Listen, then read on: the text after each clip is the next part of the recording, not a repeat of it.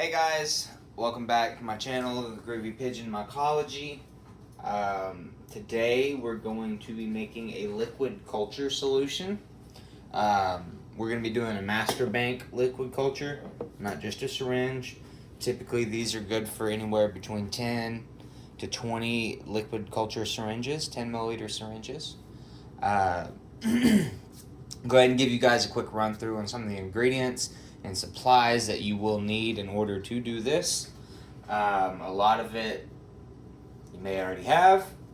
Some things you may have to buy. I do suggest getting a lid that allows fresh air exchange. So I've been buying these, and on our website we've been reselling them.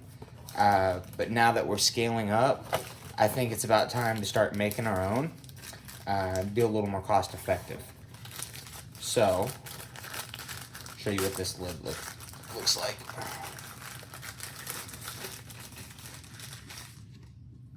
Okay. So you have a PTFE filter on the lid that allows fresh air exchange, and you have a self-healing injection port. And this is going to be a replacement lid for this jar right here. Okay? So, you're going to need one of these. You're going to either need a pressure cooker or an instant pot. I currently use an instant pot. However, I will be transferring over to an autoclave here very soon. You're going to need distilled water. In our nutrient solution, we're going to be using honey. A lot of people call this the broke boy tech, but I tell you, it works wonders. I used to use grain water, and I was having contamination problems with that. It just seemed kind of too dirty. Everything came out muddy, and I haven't had a problem since I switched to honey, so I've stuck by it. So, you're going to take your mason jar. Doesn't really matter what size, as long as the lids fit. I'm going to fill it up about half to 3/4 of the way full.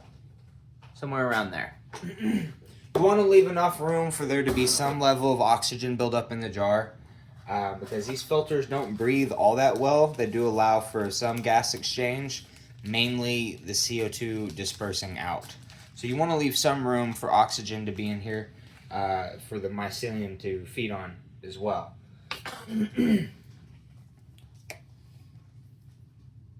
I usually just eyeball the honey.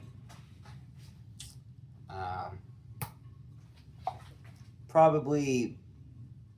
use probably 2 tablespoons at least. Put your old lid back on, alright? And then you're going to shake it up.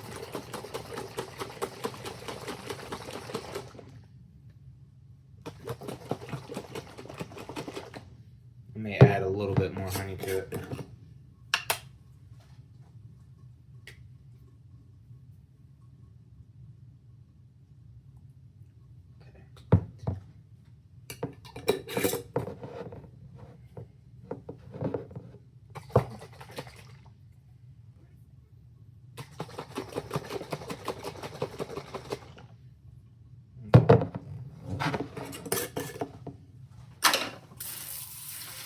Alrighty guys, so next I'm going to take the new lid, set it on top. I'm not going to tighten it all the way. I'm going to take my filter piece, and I'm going to set it in a slot. I'm going to make sure this is loose, because we're going to be pressure cooking this and we don't want it to explode. So we want oxygen, air, whatever's in here to be able to escape while it's under pressure.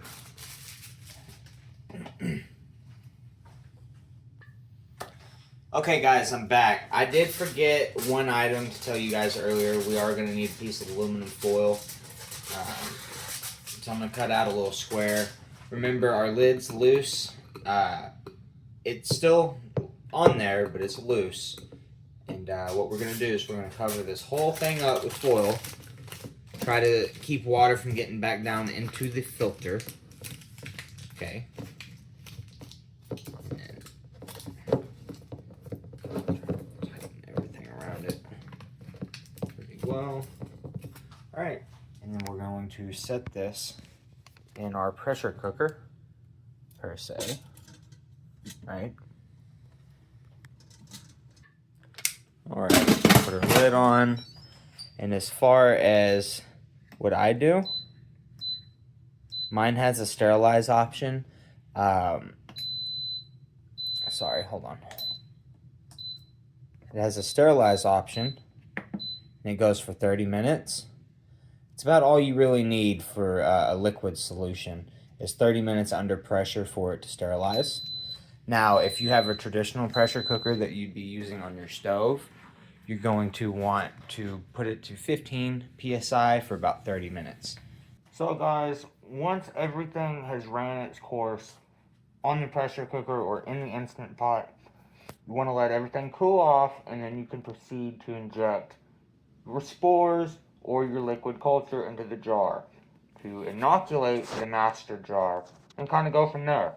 Some people do drop agar wedges. I don't do that anymore because you have to open up the jar, and sometimes you can introduce contamination that way. But anyways, I wanted to say thank you guys for watching. I went ahead and threw on the pigeon mask. I bought that just a few days ago. I love it. I'm not going to wear it all the time. More of a gag deal right now. But stay tuned, guys. Want to make sure you guys will see me next week. Definitely going to stay posting videos and more tutorials.